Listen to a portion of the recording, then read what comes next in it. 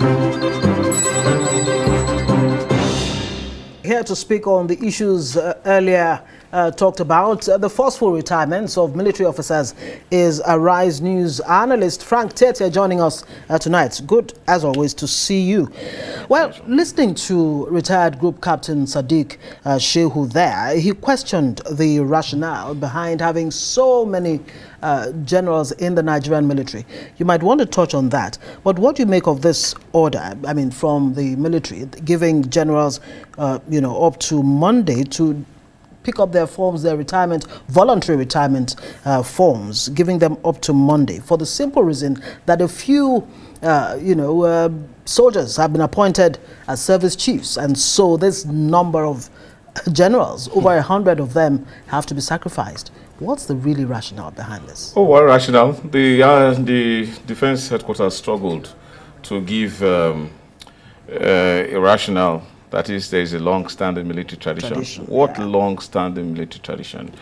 You asked a very interesting question, that why do we have quite a number of generals? I will answer that because as a boy growing up in 1983-84, I recall that there were only two major generals when the army took over. I think Major General Buhari and then Major General Donkat Bali. So the big boys like Ibrahim Babangida and General Abacha were all brigadiers. As Babangida, as Chief of Army Staff, was a brigadier. And even the Chief of Chief of Staff Supreme Headquarters, Tunde Diagbon, was a brigadier. So so a boy at that time coming to see this large number of generals in Nigeria actually becomes shocking to me. But going back to that long-standing military tradition, you see, in Nigeria, the armed forces are actually created by the Constitution pursuant to Section 217. And the provision of the Constitution also recommends that the National Assembly makes a law for the management and administration of the armed forces. To pursuant to that, the Armed Forces Act was actually enacted. And pursuant to the Armed Forces Act, there is nothing like military tradition. And it was also the idea of compulsory retirement or voluntary retirement. That idea is unknown to the governance of our armed forces. Where is it coming from? So you're talking about a military tradition that is now superior to Nigeria's constitution and the law that regulates the Nigerian army? So that's not to even talk about, and not necessarily the army alone, armed forces. Let me be very broad, Yeah. And again, it goes with a lot of implications when you do this. And because it hasn't often been challenged, then we think it's right.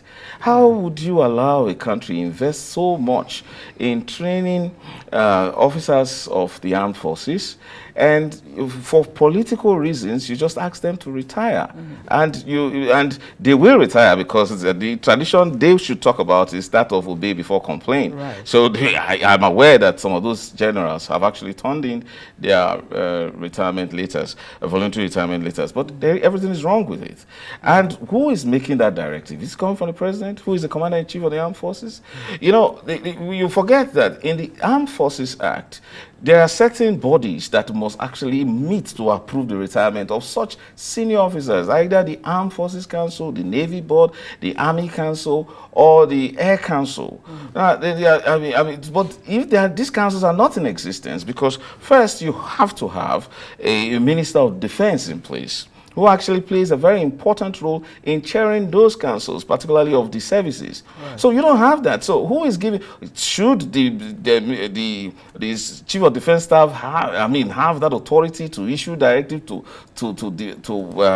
the senior military generals to retire? Again, you need to also consider this. It's important. So why? When you say, even if you must interrogate the military tradition, so are you saying, for example, General Lagbaja, for example, who is the Chief of Army Staff today?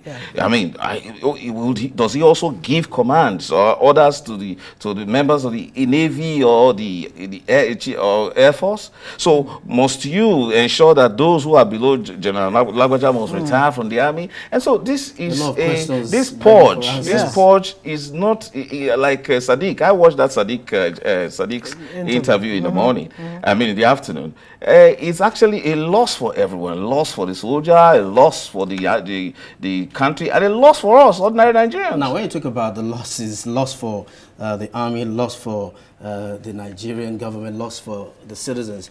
We're having this conversation in the newsroom earlier, and I was asking my colleague about the implications to our security architecture, especially at such a time as this, when we're battling insecurity in Nigeria. What does this mean for our insecurity status or insecurity challenges as we speak? First, it is illegal to compel persons serving in our military to retire when they have not attained the age of 60 or have served for 35 years.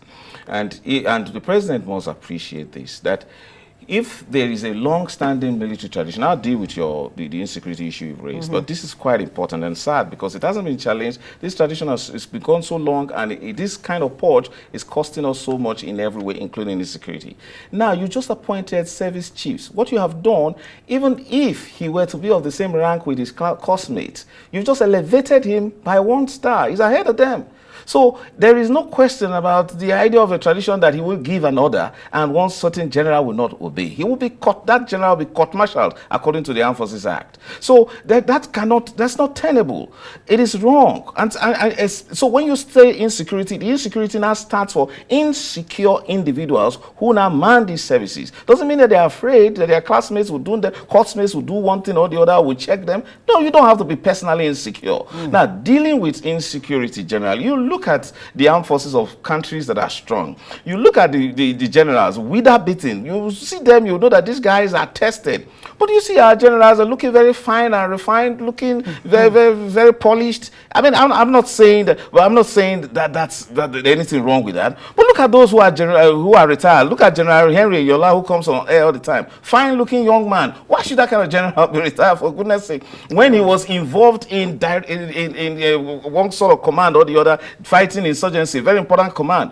Now, what happens? We complain all the time about high turnover rate in the National Assembly. When we invest, when we talk about institutional memory, we're a country at war, whether you like it or not. Right. A section of our country appears to still be struggling with the issue of insecurity, dealing with high-level terrorism, international terrorism, and banditry of a very high level. And you just delight in retiring the people who have the real memory and strategic memory of dealing with the war. In other words, it's unfair. More right. especially because those who should complain are not complaining. Great. The point you're making now is Nigeria, on no account, can afford this kinds of retirement, massive, in the military. But let me quote 2 points made by the retired General Loki Rabo, the CDS. At some point this year, he actually warned that, look, don't play politics with the military. Also quoting him, why we need retired soldiers in the fight against insecurity. What that means is, look, yeah, they may be pulled out and what have you, they may be retiring, but it will not, they're not tired. Yeah, they're not tired. And yes, and it will not be to Nigeria's advantage not to, explore the experiences that these people have had. 37 years, that's no mean feat, and all of that. Very, very important points. Indeed. And to also now think that when you look at the high cost of maintaining military officers who are retired, you think it's a joke? You think you've got to pay them seriously while they are in retirement? Yeah. In fact, some of these senior generals, you've got to even give them sort of attachés. What do you call them? Orderlies and the rest of them. You have to still fund them for what? For doing nothing? So the long-standing military tradition has to be checked. I recall, and this should be checked, General Tukur Buratai was of the Course 29, regular Course 29. When he was appointed Chief of Army Staff, you didn't hear of a purge of his juniors who belonged to either Course 28 or 27. So there was a mastery in managing it. And I think Tukur Buratai had a very long-standing time as the Chief of Army Staff where there were no issues of, command and control, problems. So I think that we need to revisit it. I raise the issue of those who should complain. This is the Nigerian Armed Forces, not the Armed Forces of President Bola Ahmed Tinubu. So, so those the real stakeholders should tell the president president, look, you can't be dealing with our armed forces like this. Section 18 of the Armed Forces Act says that president, before you make appointments of the service chiefs, make wide consultations with the minister, with the chief of defense staff.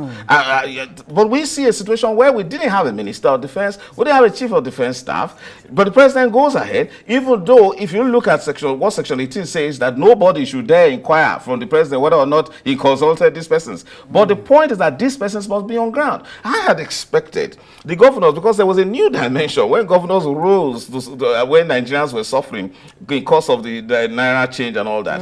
The governors should have called the president to order and said, please, you've got to recall that these, because the Nigerian Armed Forces, I can attest to this, truly represents national character in this country. To that extent, the governor should have called the president and said, please, you just can't retire this large number of persons that are meant to secure Nigeria. You have to have another look at it.